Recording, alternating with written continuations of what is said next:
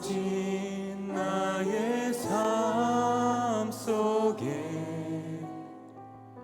잊혀진 주 은혜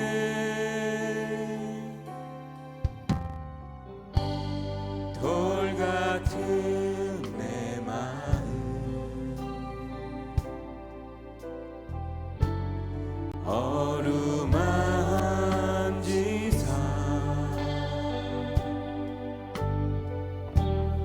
다시 일으켜 세우신 주를 사랑합니다. 주 나를 보호하시고 나 붙드시리. 나는 배롭고 존귀한 주님의 자녀라.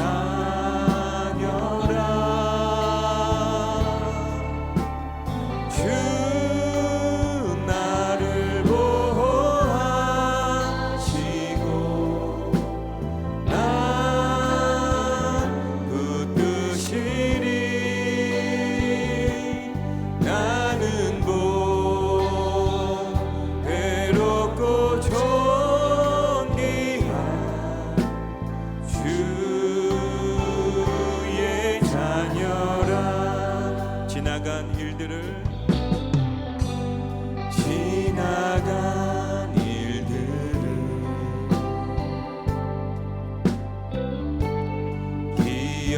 기억하지 않고 이전에 행한 모든 일 생각지 않으리. 사막의 강물과 길을 내시는 주 내 안에 새 일행하신 주만 바라보리라. 주 너를 보호하시고 널 붙드시리. 너는 외롭고 존귀한 주님의 자녀라.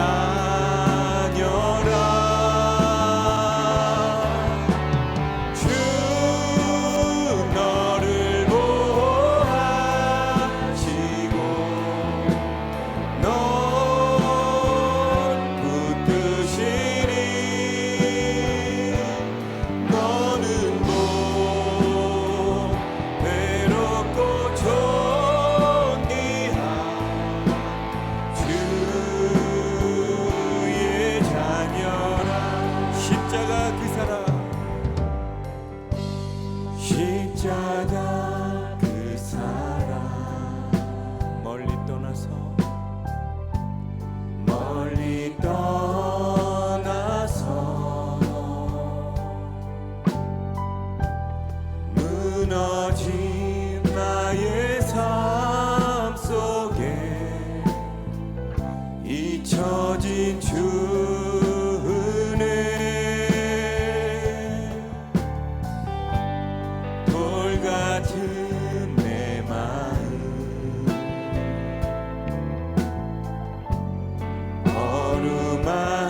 어루만지사 다시 일으켜 세우신 주를 사랑합니다. 주 나를 보호하시고 주 나를 보호하시고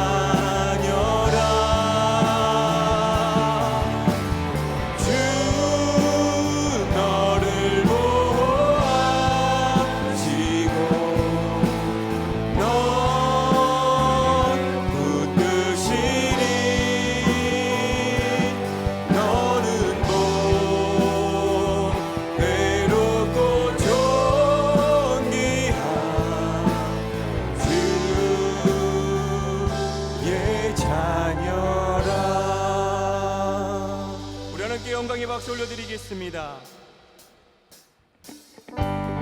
우리 박수면서 뜨겁게 찬양하도록 하겠습니다.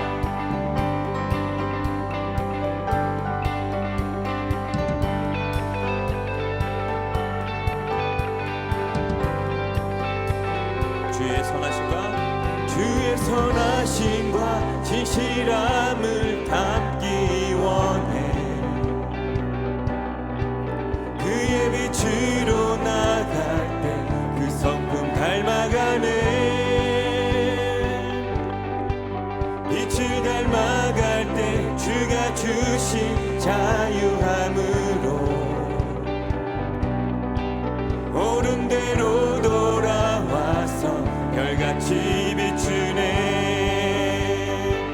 빛으로 비추시네. 어둠이 드러나고 나를 숨은 허물에서 벗어나게 하시네. 빛으로 일어서네. 어둠이 밝혀지고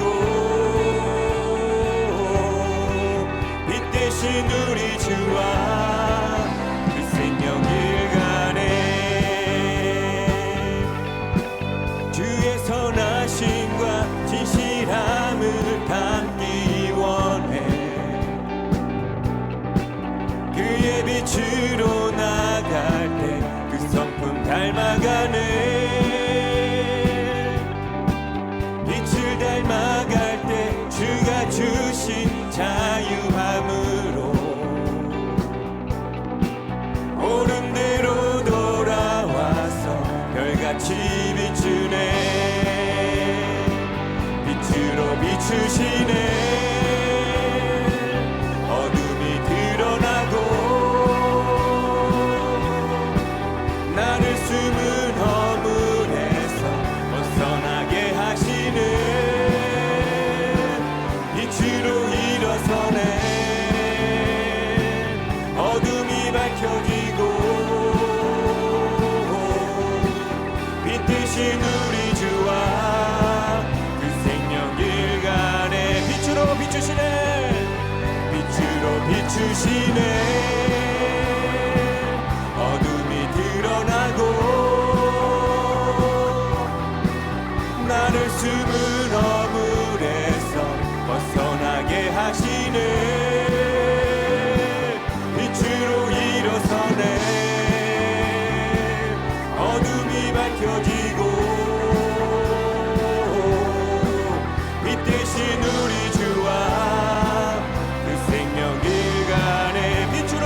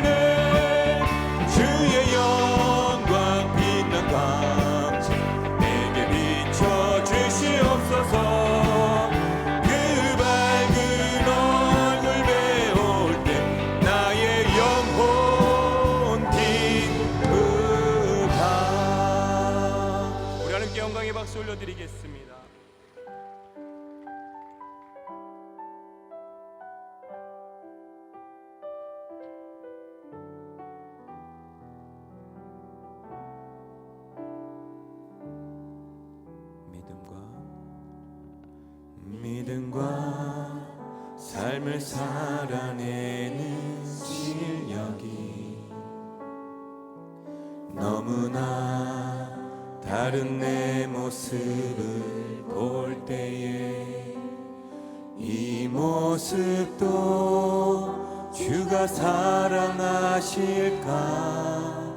자신 없는 내 모습 그저 주님 앞에 있네. 나 같은 자도 사랑하여 주시고 한 번도 나를 떠나지 않으셨네. 아픔 속에 주를 작게 여긴 나 꾸짖지 않으시고 내 손 잡아주시네. 오직 주님 안에 두려움 없네. 고난을 통해 날 만드심을 믿네. 주님만이 내 모든 것 되시네. 주의 강한 손 날 붙드시네. 오직 주님 안에 소망 있네. 내 삶을 통해 영광 받으신 주님만이 내 모든 것 되시네. 주의 선하심 나 노래하네. 믿음과 삶을 살아내는 실력이 너무나 다른 내 모습을 볼 때에 이 모습도 주가 사랑하실까? 자신 없는 내 모습 그저 주님 앞에 있네. 나 같은 자도 사랑하여 주시고 한 번도 나를 떠나지 않으셨네. 아픔 속에 주를 작게 여긴 나 꾸짖지 않으시고 내 손 잡아주시네. 오직 주님 안에 두려움 없네. 고난을 통해 날 만드심을 믿네. 주님만이 내 모든 것 되시네. 주의 강한 손 날 붙드시네. 오직 주님 안에 소망 있네. 내 삶을 통해 영광 받으신 주님만이 내 모든 것 되시네. 주의 선하심 나 노래. 우리 다시 한번 고백합니다. 믿음과 삶을 살아내는 실력이 너무나 다른 내 모습을 볼 때에 이 모습도 주가 사랑하실까? 자신 없는 내 모습 그저 주님 앞에 있네. 나 같은 자도 사랑하여 주시고 한 번도 나를 떠나지 않으셨네. 아픔 속에 주를 작게 여긴 나 꾸짖지 않으시고 내 손 잡아주시네. 오직 주님 안에 두려움 없네. 고난을 통해 날 만드심을 믿네. 주님만이 내 모든 것 되시네. 주의 강한 손 날 붙드시네. 오직 주님 안에 소망인데 내 삶을 통해 영광 받으신 주님, 주님만이 내 모든 것 되시네. 주의 선하심 나 노래하네. 오직 주님 안에, 오직 주님 안에 두려움 없네. 고난을 통해 날 만드심을 믿네. 주님만이 내 모든 것 되시네. 주의 강한 손 날 붙드시네. 오직 주님 안에 소망있네. 내 삶을 통해 영광 받으신 주님, 주님만이 내 모든 것 되시네. 주의 선하심 나 노래하네. 주의 선하심, 주의 선하심 나 노래하네. 주의 선하심, 주의 선하심 나 노래하네. 신앙 고백 하시겠습니다. 전능하사 천지를 만드신 하나님 아버지를 내가 믿사오며 그 외아들 우리 주 예수 그리스도를 믿사오니 이는 성령으로 잉태하사 동정녀 마리아에게 나시고 본디오 빌라도에게 고난을 받으사 십자가에 못 박혀 죽으시고 장사한 지 사흘 만에 죽은 자 가운데서 다시 살아나시며 하늘에 오르사 전능하신 하나님 우편에 앉아 계시다가 거기로부터 산자와 죽은 자를 심판하러 오시리라. 성령을 믿사오며 거룩한 공교회와 성도가 서로 교통하는 것과 죄를 사하여 주시는 것과 몸이 다시 사는 것과 영원히 사는 것을 믿사옵나이다. 아멘.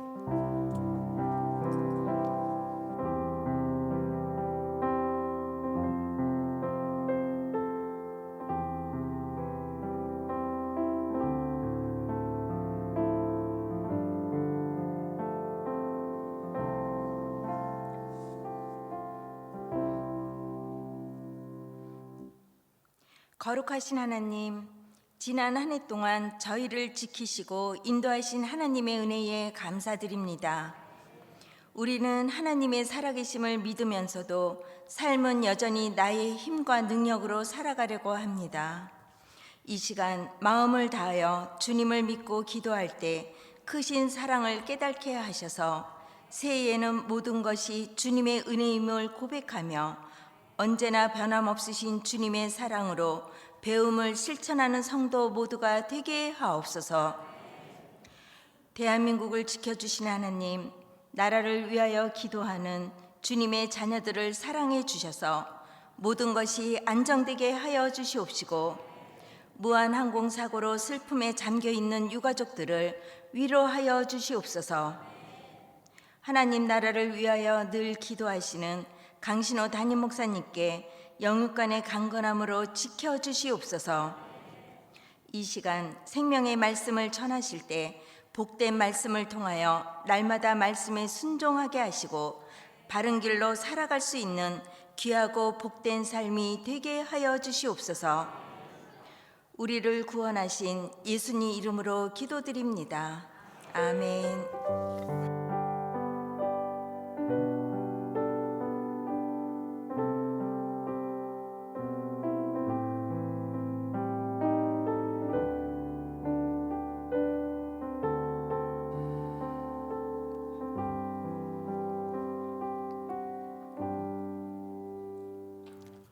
오늘 은혜 받으실 하나님 말씀은 누가복음 9장 51절에서 56절 말씀입니다.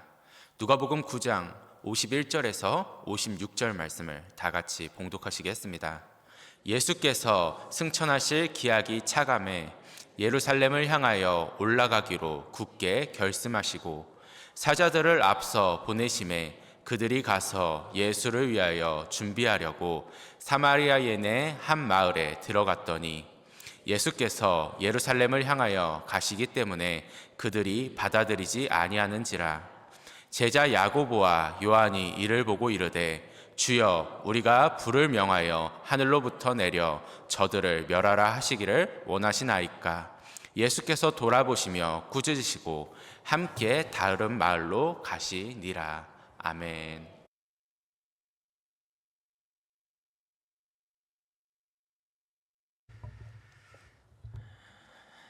할렐루야. 오늘 신년 축복 특별 새벽 기도의 넷째 날, 주님의 마음을 누가복음 9장을 통해서 함께 알아보도록 하겠습니다. 말씀의 제목을 다 함께 따라해 주시길 바랍니다. 나도 포기하지 않겠습니다. 나도 포기하지 않겠습니다. 탈무드에 나오는 이야기입니다. 아브라함이 자신의 장막 밖을 내다보고 있는데 한 나그네 노인이 그 앞을 지나가고 있는 겁니다. 긴 여행에 지친 모습이 역력한 그 노인에게 아브라함은 손님 대접하기를 힘써라 라는 하나님의 말씀을 기억하고 버선발로 뛰어나가서 노인을 맞이하여서 오늘 저희 집에서 식사하시고 주무시고 내일 출발하시지요 하고 강청하였습니다. 노인은 고맙다고 하고 아브라함과 함께 장막에 들어갔어요. 아브라함은 노인을 위해서 맛있는 음식을 요리하여서 가지고 나왔습니다. 그런데 노인은 기도도 하지 않고 음식을 먹는 거예요. 이상하게 생각한 아브라함은 노인에게 왜 기도도 하지 않고 음식을 먹느냐라고 물었어요. 그랬더니 그 노인은 자신은 하나님을 믿지 않기 때문에 기도하지 않는다라고 대답했습니다.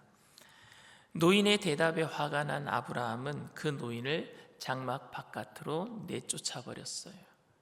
하나님을 사랑하지도 하나님을 믿지도 않는 불경한 사람과 함께 식사할 수 없기 때문이었습니다. 근데 그날 밤에 하나님께서 아브라함에게 찾아오셨습니다. 그리고 아브라함에게 물으셨어요. 그 나그네, 그 노인 어디 있느냐? 아브라함은 자신 있게 대답을 했습니다. 그 노인은 하나님을 섬기지도 않는 불신자였기 때문에 그와 함께 교제할 수 없어서 내가 쫓아내어 버렸습니다. 하나님께서는 이에 아브라함에게 이렇게 말씀하셨어요. 나는 너를 80년 이상 참았거늘 너는 그를 위해서 하룻밤도 참을 수 없더냐. 우리가 다른 사람들을 무시하거나 다른 사람들에게 화를 낼 수 있을 때는 그렇게 화를 내는 것이 정당하다라고 생각할 때 화를 낼 수 있는 거예요. 용서하는 것이 불이라고 생각이 되면은 그러면 용서할 수 없습니다. 여러분들은 어느 때 화를 내는 게 정당하다고 생각하세요? 여러분들은 어느 때 용서가 불의라고 생각되십니까? 어느 때 그 사람을 사랑할 수 없습니까? 그건 아마도 그 사람이 하나님을 무시하거나 내가 예수 믿는 사람인데 내 앞에서 하나님을 무시하거나 하나님을 욕할 때 그 사람은 절대 용서받을 수 없는 사람이라고 우리는 생각하게 됩니다. 또 나를 무시하고 나를 모욕하는 사람도 용서하기도 힘이 듭니다. 저는 1990년 7월 24일 날 입대했어요. 기억하실 필요는 없어요. 더운 여름이었어요. 그런데 저는 육군본부에서 980이라고 하는 주특기를 받았습니다. 군대 갔다 오신 분들은 아실 거예요. 군대에서 가장 높은 주특기 번호가 980이에요. 뭐냐 하면은 군종사병이에요. 1빵빵은 보병, 130은 포병, 4자로 시작하면은요 통신병이고요, 6자로 시작하면은요 운전병이고요, 9자로 시작하면은 뭐냐면은요 이게 행정병들이거든요. 근데 9빵빵은 행정하는 사람들인데 거기에 제일 높은 번호가 980이에요. 그 사람은 누구냐? 군종사병이에요. 저는 부대 안에서 종교 생활을 할 수 있는 그 유일한 곳이 교회였어요. 당시에는. 당시에 불교 신자도 천주교 신자도 종교 생활을 하려면은 부대 바깥에 나가야 되니까 부대 안에서 종교 생활을 할 수 있는 것은 거의 교회는 부대마다 있었으니까. 근데 불교 신자도 교회에 나오고 천주교 신자도 교회에 나옵니다. 왠지 아십니까? 교회에 나오면 초코파이와 야쿠르트를 줬거든요. 저희 부대 병사들은 저를 거의 전도사님이라고 불러주었습니다. 저는 그때 여기서 가까운 1사단 포병연대 6둘구 대대라고 7663 부대라고 주내에 있는 거기 포병 대대의 군종사병으로 있었어요. 저보다 계급이 높은 사람들도 저를 존중해 주는 마음으로 전도사님이라고 부르는 사람들도 있었습니다. 그러던 어느 날 부대 정문에 제가 지금 한겨울처럼 이런 날씨였어요. 저는 그때 차를 돌려요. 보초 쓰는 사람들에게 차를 돌리는데 가을 내내 칡을 캐러 다녀요. 산에. 그럼 칡을 하나 뿌리를 캐내면은요 그걸 썰어서 말려가지고 겨울 내내 그 칡차를 끓여서 부대 보초들에게 돌리는데 정문에 있는 보초에게 저녁 늦게 차를 돌리고 그들과 함께 이야기를 나누고 있는데 그 정문 보초 중에 병사 중에 하나가 저한테 이러는 거예요. 전도사님, 요 좌측으로 한 200m 나가면은 정문에서 200m 정도 좌측으로 가면은요 가게가 하나 있어요. 가게.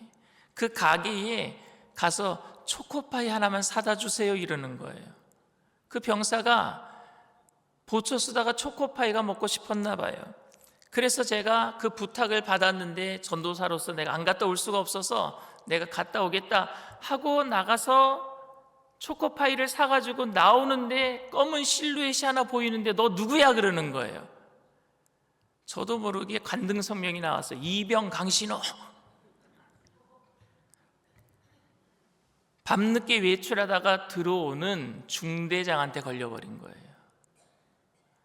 그리고 그 다음날 정문 보초와 군종사병인 저는 완전 군장을 하고 부대 연병장을요 오전 내내 뛰었어요.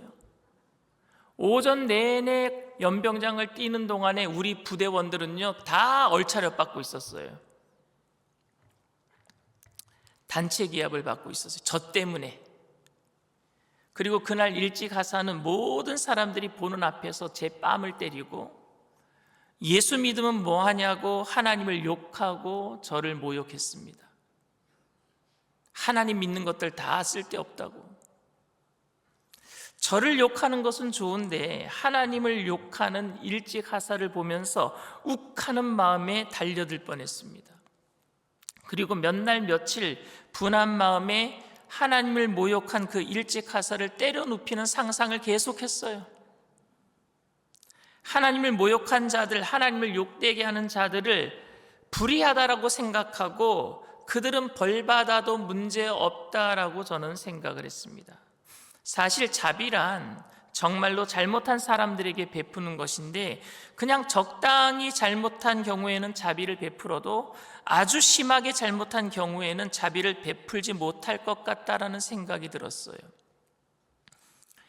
여러분, 이스라엘은 솔로몬 왕 이후에 북이스라엘과 남유다로 나눠지게 됩니다. 북이스라엘은 여로보암, 솔로몬의 신하였던 여로보암이 북이스라엘의 왕이 되고, 그리고 남유다는 솔로몬의 아들이었던 르호보암이 왕이 됩니다. 북이스라엘의 수도는요 실로였었고요, 남유다의 수도는 예루살렘입니다. 그런데 북이스라엘의 실로에 먼저 하나님의 그 법궤가 안치되었던 장소였기 때문에, 그래서 북이스라엘 사람들은요 자신들에게 정통성이 있다라고 생각했어요. 왜? 실로에 먼저 하나님의 법궤가 안치되었기 때문에. 근데 남유다는요 예루살렘에 솔로몬 성전이 지어지고 거기에 하나님의 법궤를 모시고 왔기 때문에 자신들에게 정통성이 있다라고 생각을 했어요. 특별히 남유다 사람들은요 아수르가 쳐들어 내려올 때 북이스라엘을 먼저 침략했기 때문에 북이스라엘 사람들과 민족 동화 정책을 썼어요. 아수르가. 그 민족 동화 정책이 뭐냐면 피를 섞는 거예요. 민족들 간에 서로 결혼시키는 거예요. 그래서 북이스라엘 사람들이 민족의 피가 아수르 사람들과 섞였기 때문에 그 사람들을 사마리아 사람들이라고 부른 거예요. 피가 섞인 사람들. 그래서 남유다 사람들은 북이스라엘 사람들을 개취급한 거예요. 피가 섞였다. 너희들은 온전한 유대인들이 아니다. 정통성도 없고. 그러니 북이스라엘 사람들도 똑같이 남유다 사람들을 혐오하고 함께 무시했습니다. 그래서 그 둘은 서로 왕래도 하지 않았고, 유다 사람들은 북쪽 갈릴리 지방에 갈 일이 있으면 사마리아 땅을 통과하지 않냐고 우회하는 길로 돌아갔어요. 통일이 되고 난 다음에도. 그런데 예수님께서는 의도적으로 항상 사마리아 땅을 지나가셨습니다. 의도적으로. 오늘 누가복음 9장에 있는 사건은 예수님께서 3년 정도 공생애를 하시는 중에 아마도 마지막 유월절을 지키기 위해서 예루살렘으로 가시는 길이었던 것 같습니다. 왜냐하면 서두에 이제 하늘로 가실 얼마 남지 않은 것을 말씀하셨으니까요. 3년을 함께 여행을 했던 주님의 제자들은 주님이 어떤 분인지, 그리고 주님이 어떤 마음으로 사역을 하시는지, 주님이 또한 얼마나 대단한 분이신지 충분히 다 알고 있었습니다. 제자들은 이미 예수님이 굉장한 분이라는 것을 3년 내에 3년 동안 같이 예수님과 생활하면서 알게 되었습니다.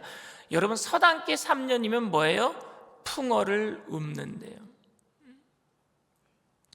주님은 사마리아 사람들에게 기적을 베푸신 적도 있으시고, 일부러 요한복음 4장에 보면 수가성 우물가 여인을 만나서 그들에게 복음을 전한 적도 있었습니다.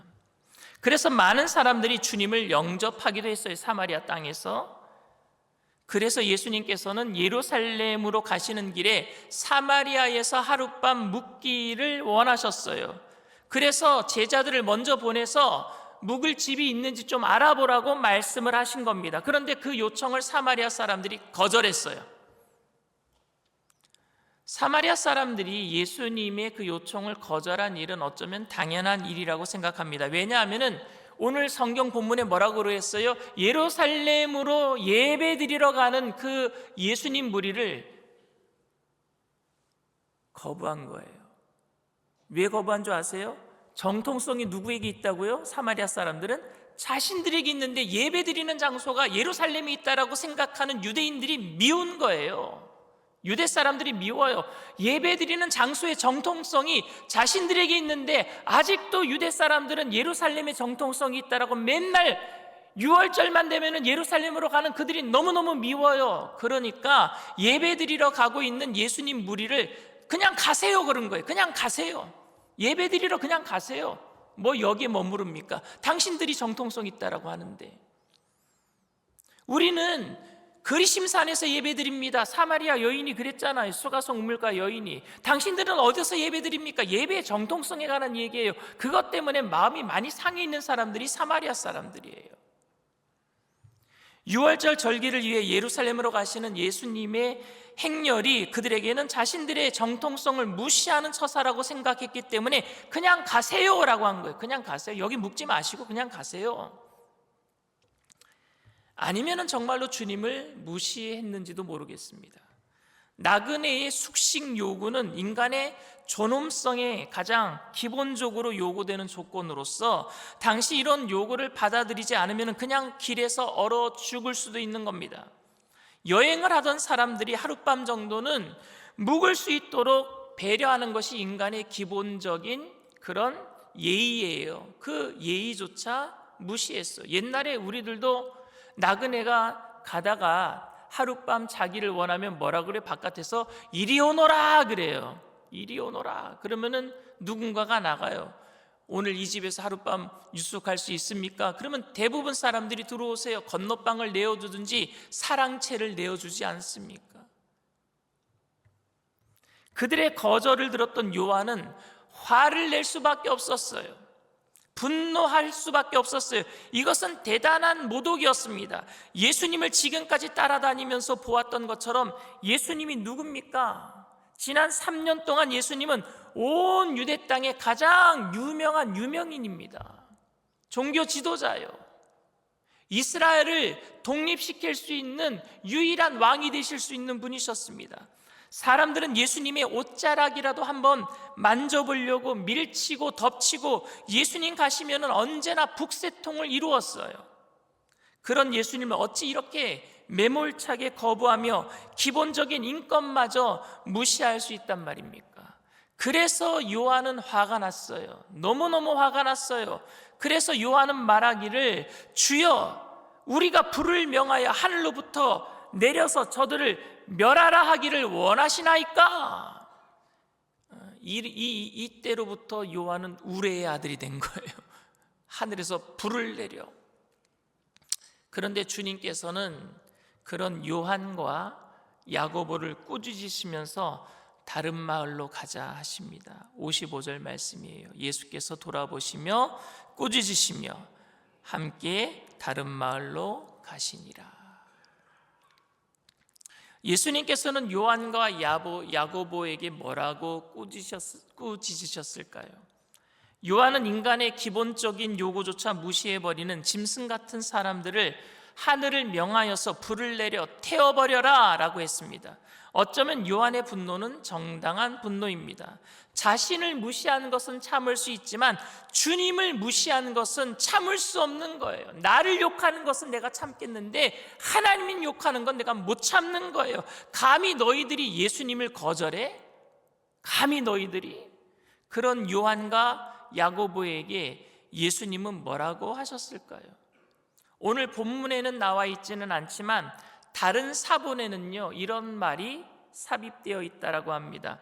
나는 사람을 구하러 온 것이지 헤아려 온 것이 아니다라는 말이 적혀 있대요. 아마 이렇게 생각하는 것이 일반적일 것 같습니다. 주님은 왜 정당해 보이는 요한의 분노를 책망하셨을까요? 요한이 하늘에서 불도 내릴 수 없는데 허풍 떨었기 때문에요? 네가 정말 불을 내릴 수 있어? 네가 할 수나 있으면 모르겠지만 정말 네가 그렇게 할 수 있어? 허풍을 떨고 있기 때문에 까불지 말라고 하나님 예수님께서 책망하신 것이겠습니까? 여러분 재미있는 사건은요 이 사건을 마태, 마가는 기록하지 않고 있어요. 공관복음에서 누가만 기록하고 있어요. 누가만. 마태, 마가에는 기록되어 있지 않는데 누가만, 의사였던 누가만 이 사실을 기록하고 있습니다. 누가가 기록한 게 누가복음 말고 또 있어요. 뭐 있죠? 사도행전. 사도행전도 누가가 기록했는데 거기에도 재미있는 이야기가 기록되어 있습니다. 누가만 그렇게 기록했어요. 하늘에서 불을 내려서 저들을 불살라버리겠다라는 요한은요 예수님의 책망을 받은 이후에 몇 년 후에 예수님이 십자가를 지시고 부활하시고 그리고 40일 동안 제자들과 함께 계셨다가 승천하신 이후에 몇 년 후에 초대교회 지도자가 됩니다. 요한이 몇 년 후에. 이 요한이 재미있는 소식이 하나 요한에게 들려왔습니다. 사마리아 사람들 중에 예수님을 영접하고 성령을 체험한 사람들이 생겼다라는 소식이 이제 요한이 초대교회 지도자가 되었을 때 들려온 거예요.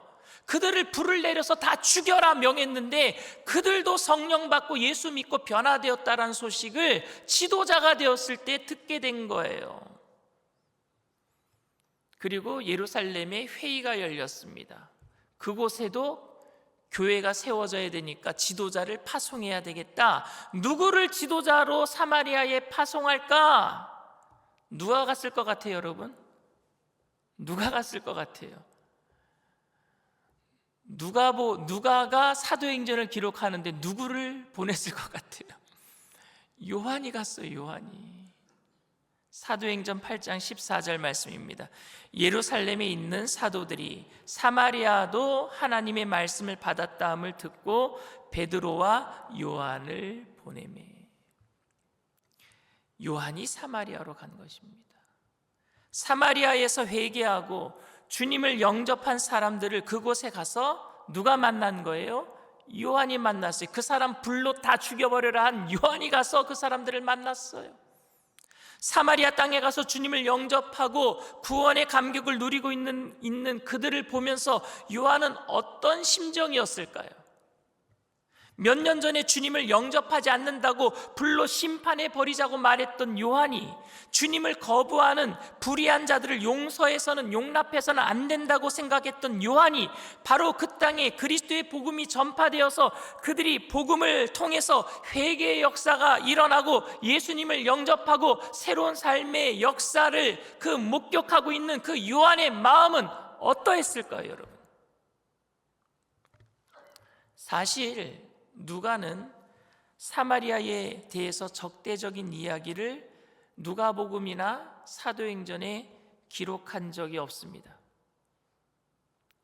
당시 사마리아 사람들을 이해하지 못했던 제자들이 주님의 오래 참으심으로 그들이 주님께로 돌아온 것을 누가는 이야기하고 싶었어요. 오래 참으심으로 그들이 돌아왔다. 그거를 누가가 누가복음에 기록을 하고 사도행전에 기록한 거예요. 그걸 이야기하고 싶었어요. 의사였던 누가가. 사람들은 더 이상 희망이 없다라고 말하는 그곳에 주님은 희망을 보고 계시는 줄 믿습니다. 사람들은 불의하고 악을 행하기 때문에 이제는 심판받아야 마땅하다라고 말하지만 그 자리에서도 하나님께서는 심판하기보다는 오히려 기다리고 있다라는 것을 누가는 이야기하고 싶었어요. 주님의 마음은 언제나 죄인들을 향해 있고 주님은 그 죄인들이 돌아오고 회개하고 주님 앞에서 새로운 삶을 시작할 수 있도록 인내하고 기다리고 계시는 줄 믿습니다. 예수님의 마음은 영혼을 사랑하는 마음입니다. 영혼을 사랑한다는 말이 때로는 사람을 사랑한다라는 말과 분리되는 말로 생각되기도 합니다. 내가 영혼은 사랑하는데 저 사람은 미워. 사람을 사랑한다는 말과 영혼을 사랑한다는 말이 분리되기도 해요. 그런데 여러분, 영혼과 사람의 육신은 죽기 전까지는 분리할 수 없어요. 그리고 결국에 우리는 예수님이 이 땅에 재림하실 때 먼저 영화로운 몸으로 몸의 부활이 일어나면은요, 육신과 영이 같이 가는 거 아니겠습니까? 예수님은 여러분 영혼만 부활하신 거예요? 육신이 부활하신 거잖아요. 그러니까 예수님도 지금 육신과 영이 같이 계신 것 아닙니까? 어떻게 영과 몸을 분리한다라는 겁니까? 그 영혼의 소중함 때문에 아무에게도 그 육신을 함부로 쉽게 대하거나 분노하거나 포기하거나 그래서 심판하려고 해서는 안 된다라는 것이 주님의 마음이에요. 하나님께서는 소돔과 고모라를 불과 유황으로 심판하시겠다라고 아브라함에게 알려주셨습니다. 아브라함에게 신방 가셔서 아브라함에게 알려주셨어요. 그때 아브라함은요, 의인 50명만 있으면, 45명만 있으면, 40명만 있으면, 20명만 있으면, 10명만 있으면 6번 번복하면서 어떻게 하나님이 의인을 죄인과 함께 심판하려고 하십니까? 라고 하나님께 따지듯이 물었어요. 저는 이 질문에서 아브라함의 관심은 의인에게 있는 것 같다라는 생각이 듭니다. 의인을 어떻게 죄인들과 함께 심판합니까? 아브라함의 관심은 의인에게 있어요. 왜 의인들을 죄인들과 함께 심판합니까? 그런데 하나님의 관심은 의인에게 있는 것이 아니라 죄인들에게 있는 것을 느낍니다. 의인 50명만 있어도 그들 때문에 소돔과 고모라가 변화될 수 있는데, 죄인들을 변화시킬 수 있는데, 의인 45명만 있어도 소돔과 고모라의 죄인들을 변화시킬 수 있는데, 의인 10명만 있어도 소돔과 고모라의 죄인들을 변화시킬 수 있는데,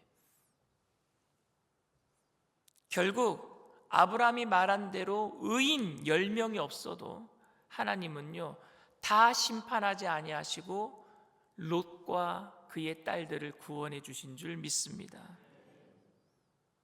그리고 하나님께서는 적어도 아브라함에게 6번 이상 기도시키셨어요. 그 이유는 아브라함이 기도하는 동안에 하나님의 마음이 어디 있는지를 깨닫기를 원하셨던 것 같아요. 나는 의인에게, 이미 구원받은 사람에게 마음이 있는 게 아니라 아직 죄악 가운데 있는 그 죄인들에게 내 마음이 있다. 내 마음이 어디 있는지 한 번 더 좀 알아봐라. 한국이 부패하고 타락하고 있지만 하나님께서는 의인 10명만 있어도 이 땅의 죄인들을 돌이킬 수 있는 희망으로 오늘도 오래 참고 기다리고 계시는 줄 믿습니다. 주님의 관심은 죄인들에게 있어요. 예수님은 사마리아 사람들에게 모욕을 당하고 기본적인 인권조차 박탈당한 그런 상황 속에서도 하늘에서 분노해서 불을 내려서 심판하자고 말한 요한을 책망하시고 오히려 참으라고 말씀하시고 그들을 사랑하셨어요. 그런데 오늘 우리 교회의 모습을 보면, 아니 저를 비롯해서 우리 믿는 사람들의 모습을 보면 사랑하지 못하는 것 같습니다. 사랑하기를 내려놓은 것 같아요. 포기한 것 같아요. 더 이상 사랑할 만한 가치가 없는 사람들과는 상종하지 말아야 한다라고 생각하고 내가 그들과 말을 섞는다는 것은 오히려 내 영혼이 더러워진다라고 여기고 그들을 몰아내고 미워하고 포기하고 체념하고 살아가고 있는 것은 아닙니까, 여러분? 현대 그리스도인들이 가지고 있는 심각한 문제 중에 하나가 있다면 더 이상 사람들을 사랑하지 않으려고 한다란 말입니다. 그것이 실망이든 아니면 두려움 때문이든 상처 때문이든 우리가 현실을 조금 더 정확하게 말한다면 우리는 사람을 더 이상 사랑하지 않으려고 합니다. 그리고 사람을 사랑한다는 것은 끝없는 소모적인 일이라고 생각하는 게, 감정의 소모, 너무 힘들어요. 내가 감정적으로 스트레스 너무 많이 받아요. 아무리 사랑해도 그 사람이 변하지 않는다라고 생각하기 때문에 내려놔요. 포기해요. 기브업. 차라리 애완동물은 내가 사랑을 해준 만큼 나에게 보답해 주는데 자고로 머리 검은 짐승은 거두지 말라고 했다라고 애완동물보다 사람들을 더 짐승 취급하는 것 같아요. 너무 많은 사람들이 서로에게 상처를 받았고 아픔을 경험했기 때문에 그럴 수 있다라고 충분히 이해할 수는 있지만 예수님의 마음은 그럼에도 불구하고 예수님에게 상처를 준 그들을 향해서 향하고 있다는 사실을 오늘 말씀을 통해서 우리가 알게 되기를 바랍니다. 그래서 저는 예수님을 따라 살고자 하는 우리는 아직도 사람을 포기할 때가 아니라고 생각합니다. 우리가 그냥 너무 쉽게 거룩한 분노라는 이름으로 자신의 분노를 합리화하고 쉽게 사람을 끊어내고 있다면 오늘 예수님의 마음을 다시 한번 생각해 보게 되기를 바랍니다. 사랑하는 성도 여러분, 혹시 여러분 중에 포기한 가족이 있습니까? 포기한 친척이 있습니까? 포기한 성도가 있습니까? 말이 통하지 않는 이상한 사람이 있습니까? 말만 하면 4차원이야. 이상한 얘기만 해. 저 사람과는 절대 말을 해서는 막 화만 나. 그런 사람이 있습니까? 말만 하면 벽이에요, 벽. 했던 얘기 또 하고 했던 얘기 또 하고 자기 말만 계속하고 그런 사람이 있어요. 포기하지는 않았습니까? 그런 사람을 향해서.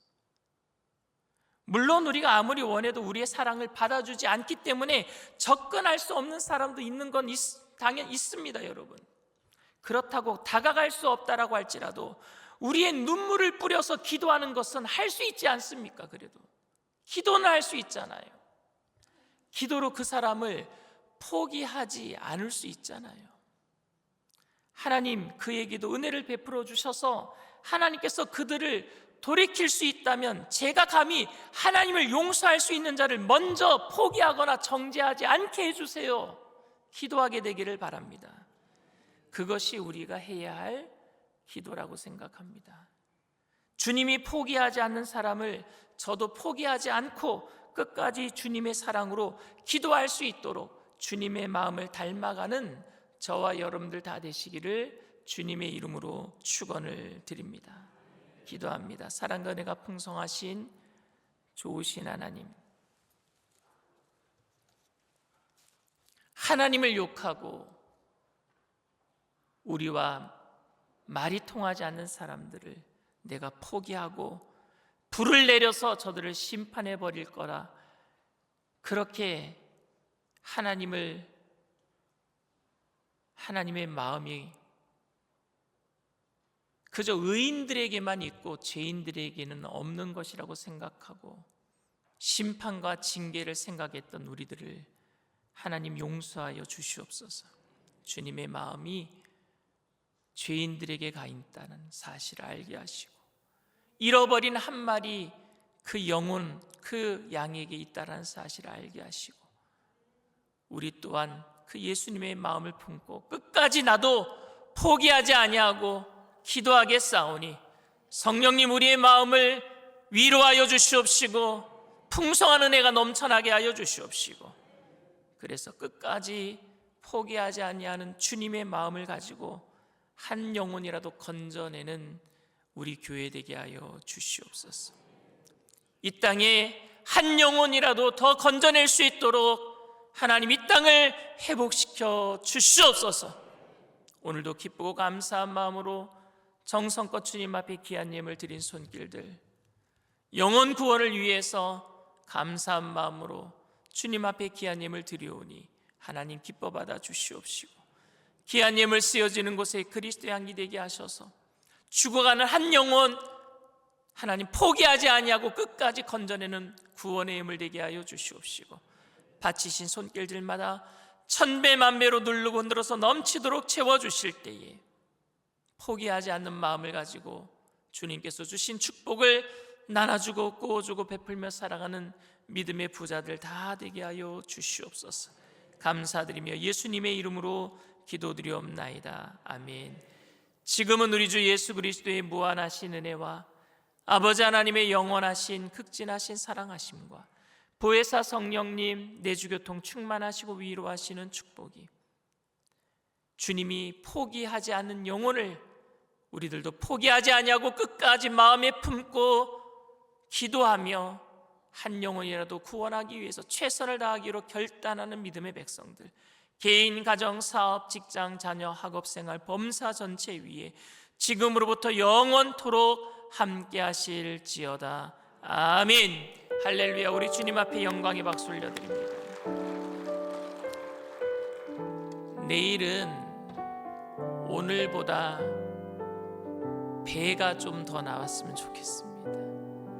내일은 정유나 자매님이 북한에서 목숨을 걸고 탈출한 자매님이 하나님을 어떻게 만났는지, 그리고 하나님께 지금 어떻게 쓰임받고 있는지 귀한 간증을 통해서 주님의 마음을 우리에게 알려주실 줄 믿습니다.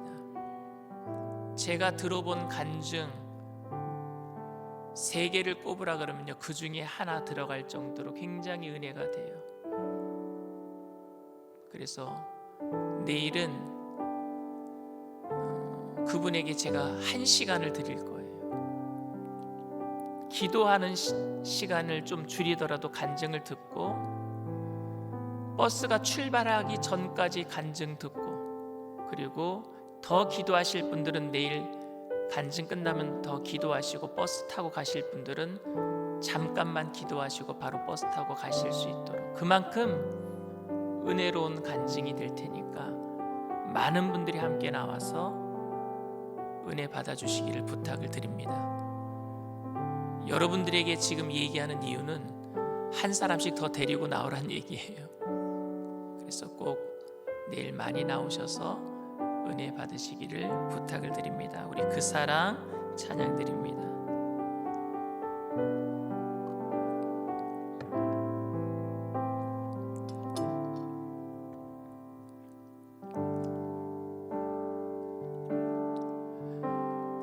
아버지 사랑 내가 노래해,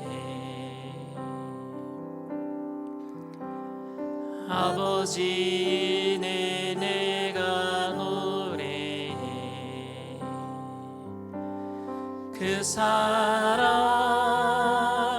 변함없으신, 거짓없으신, 성실하신 그 사랑, 상한 갈대 꺾지 않으시니, 꺼져가는 등불 끄지 않네. 그 사랑 변함없으신, 거짓없으신, 성실하신 그 사랑,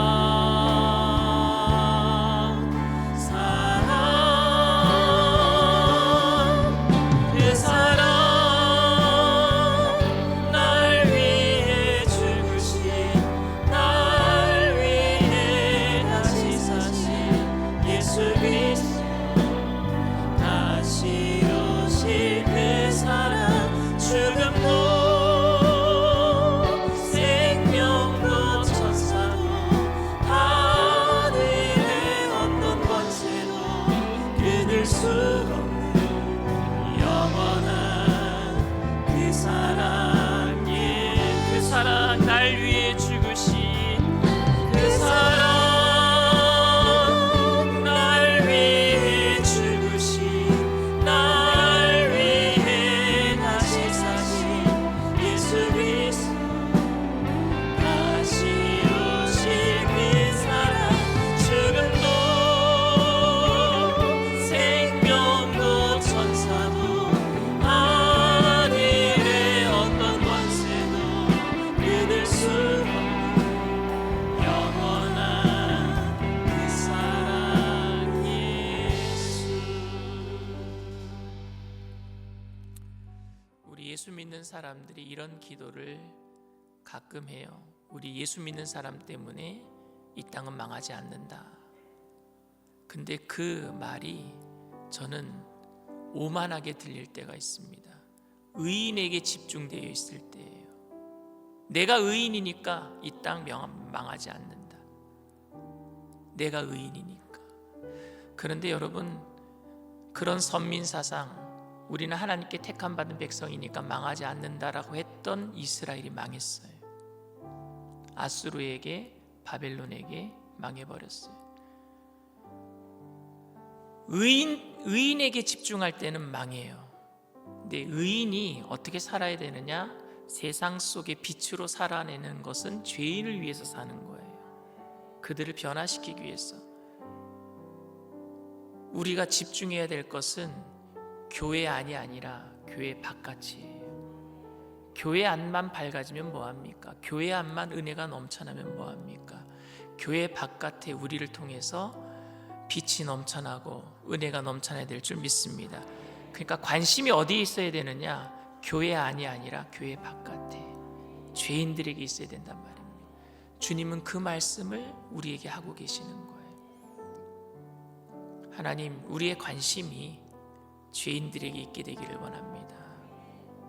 우리가 세상 속에 빛이 되기를 원합니다. 하나님, 우리를 통해서 하나님 영광을 나타내 주시옵소서. 이 나라를 우리를 통해서 변화시켜 주시옵소서. 나라와 민족을 위해서 이 땅에 어려움 당하는 사람들을 위해서, 여러분들이 정말 대하기 힘든 원수 같은 사람들, 아직도 주님이 포기하지 않고 계시는데 그들을 위해서 우리 주님 3번 부르고 통성으로 간절히 기도합니다.